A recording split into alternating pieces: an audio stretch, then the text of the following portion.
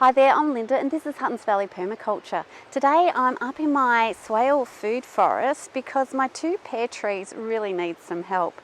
They've been affected over the last couple of years by cherry slug, which has damaged their leaves and I think is affecting their growth. So today I'm going to do something to help them.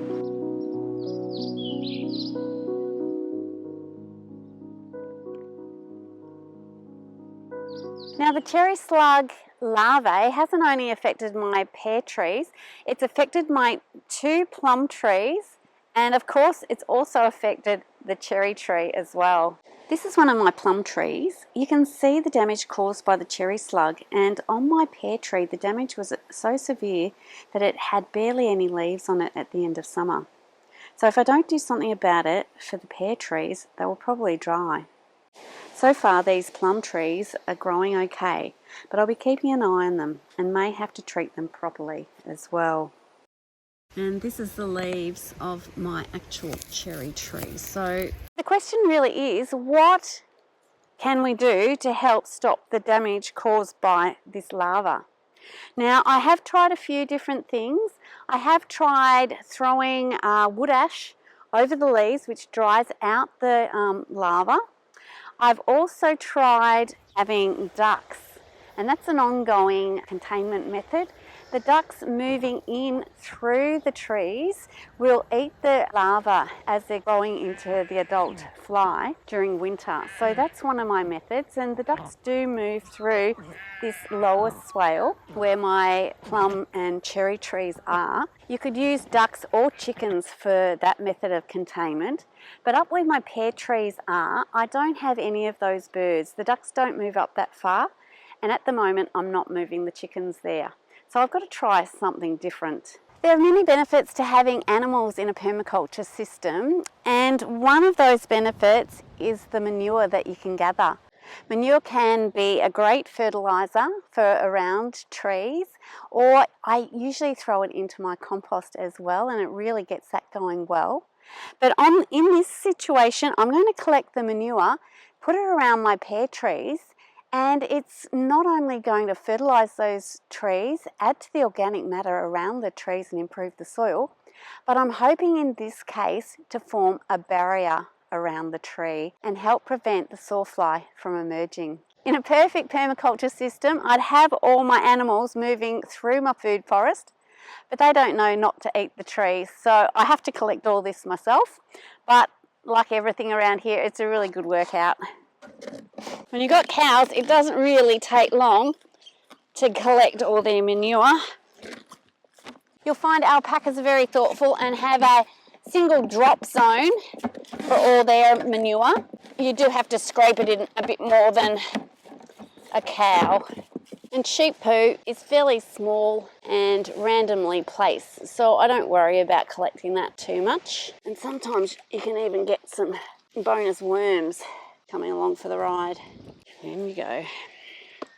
This is the first of my two pear trees, and you can see I have made a start with getting some manure down around its base. So the plan is to cover this whole area really thickly in a hope that it will slow the emergence of the sawfly and reduce the amount of eggs that are going to be laid on the leaves. There are a few leaves remaining on my poor little pear tree, but all the leaves on this tree were just like this, and it really has slowed down the growth. The life cycle of a sawfly is that the adults land on the healthy leaves, lay their eggs, it emerges into a larva which eats all these green leaves, and then the larva will head down to the soil, they drop down, bury themselves in there where they pupate and then emerge in spring as the adult sawfly, and then they go back and start the whole process again. So the plan is to really add heaps of this manure around the base, and then a layer of cardboard, more manure to hold the cardboard in place, and then I'm going to chop up some branches from some of my support trees and then thickly mulch with that too, to really give it a decent layer and hopefully stop those little sawflies in their tracks. So when I do this, I will be making sure that the manure is well away from the trunk of my tree. All right, out to get some more manure.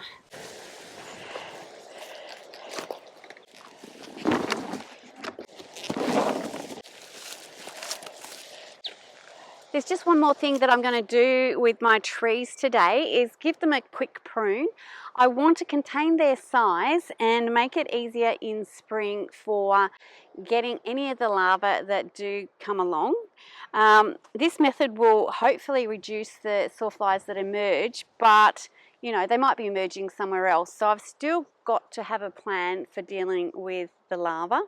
So first method is just squishing them. Second is the wood ash or garden lime to dry out the larvae. So you've got to be able to spread that around. And another method you could also use is to dilute dishwashing liquid just in a solution and spray that on as well. But I'll probably do the wood ash because I've got plenty of that. And then depending on how we go, I might even consider next winter moving some chickens into this area, containing them here to see if they can deal with the larvae as they're pupating in the ground. But anyway, we're going to get on to pruning. This tree will die unless I do something, so I don't mind taking it down fairly severely at this point. I'm not expecting fruit until it's healthy. Okay, so we'll see how we go with that, but that should be manageable when it emerges in spring. With the manure all down, the first layer of manure anyway, I am going to add the cardboard right around the trunk. Now this cardboard's probably further out than what I need. You will just have to do it to make sure the drip line's covered, or the former drip line, because that's where the larvae would have dropped down from the tree. So you've just got to make sure that any place where a larvae could be is covered over if you're going to get this method to work. Now the important thing here, I think, is probably to make sure that this trunk is not going to be impacted by sort of the damp cardboard or the damp materials next to it. So I'm going to just pile it up and then come back from time to time and just make sure that the trunk is still clear so that it's not negatively impacted by all of this. Now to pile it up with this poo, which will hold down the cardboard and stop it blowing away and contribute to the barrier too.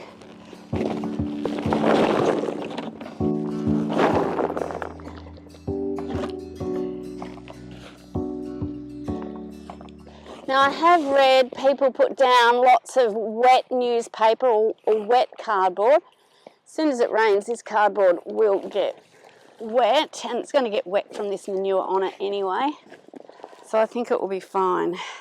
Now given there's piles of manure underneath and we've got that cardboard and there's a layer of manure on top to hold it all down, I think we've got enough manure for this tree. All I'm going to do now is grab some branches and mulch over all of that. Now I've chopped down some branches fairly recently, so I'm going to use all of those.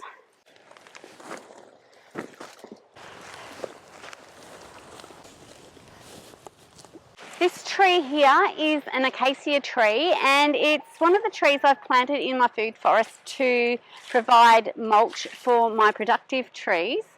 So I'm going to take some of this today to put around this little pear tree. One of the things that I'm learning, however, is how to go about harvesting this mulch.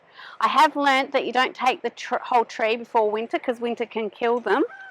And another thing to think about is how this tree is being of benefit to this young tree, other than mulch and the nitrogen that it's providing. When you cut the tree, it does release some nitrogen to fertilise this young tree.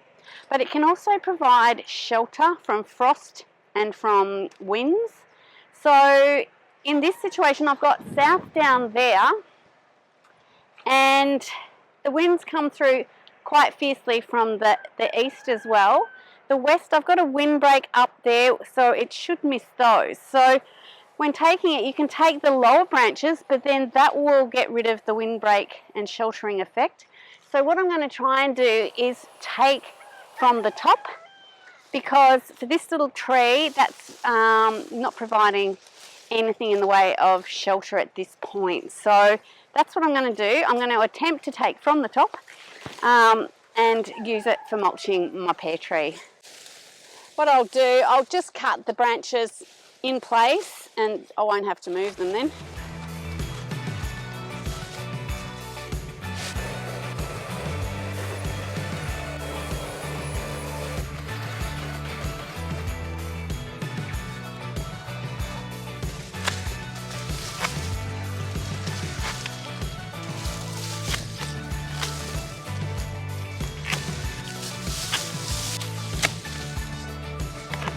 Just trying to get it on that cardboard to keep everything down, and so it won't blow away, and it will retain moisture really well when you need it to.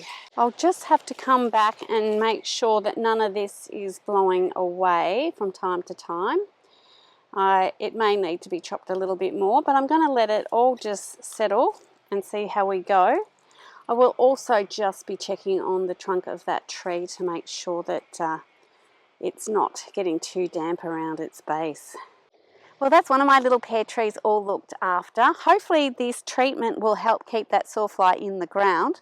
But if I do find some larvae on the leaves come spring, I'm either going to squish them or use the wood ash. I might consider moving chickens in down the track if I have to. I'm going to deal with the other pear tree when my animals are right in the paddock next door, because that manure gets really heavy. I hope you've enjoyed today's video. If you did, please give me a thumbs up and consider subscribing if you haven't already. Thanks so much for watching, and bye for now.